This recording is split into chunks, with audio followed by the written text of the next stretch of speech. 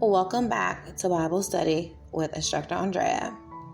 And today we're going to learn about Job, a biblical figure. Job is the central figure of the book of Job in the Bible. Job is called one of the prophets of the Gentiles. Job, who once was a man who lived in the land of Uz. He was blameless, a man of complete integrity. He had 7 sons and 3 daughters. Job's ability to believe was so impressive that he garnered the attention of God and also Satan. In the first chapter of Job, we read an account of Job questioning Satan about his schemes.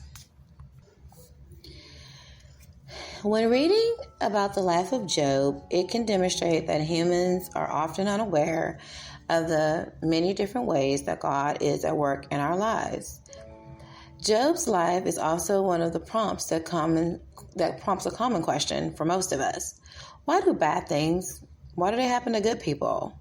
It is an age-old question and it is difficult to answer, but believers know that God is always in control, and no matter what happens in this life, there just aren't any coincidences. Nothing happens by chance. Job was a believer. Yes, he was a believer, and he knew that God was the one on the throne, and he was in total control. Though he had no way of knowing why so many terrible tragedies were occurring in his life. Job was said to be a blameless and upright man. He feared God and he shunned evil as much as he could. He had 10 children and was a man of great wealth. He had a lot of money. The Bible tells us that one day Satan presented himself before God, and God asked Satan what he thought about Job. And Satan accused Job of honoring God only because God gave him many things. So, because of this, God allowed Satan to take away Job's wealth and his children from him. Later on, God allowed Satan to afflict Job with many physical disabilities. Job, he grieved and grieved deeply, but did not charge God with any wrongdoing. To sum up the story, it goes on to say that Job's friends were certain that Job had done something, that he just couldn't have been blameless. But Job maintained his innocence, though he did confess that he wanted to die, and he did question God sometimes. And in this story, what we can all agree with is that sometimes we do want to question God, and it's just not right. But we do have that want to question.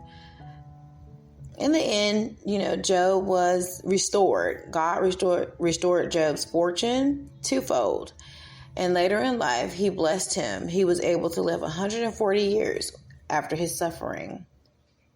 Job never lost faith and never lost faith in God. And even under the most heartbreaking circumstances that tested him to his core, it's hard to imagine losing everything we own in one's day in life, our property, possession, and even our children. But it does happen sometime. And what we got to remember is to have faith, and that everyone that comes down here to this earth will return to the Father. I hope that you learned a little bit about Job. And if you have any questions, you can always visit GotQuestions.com for more biblical questions and biblical answers. Thank you.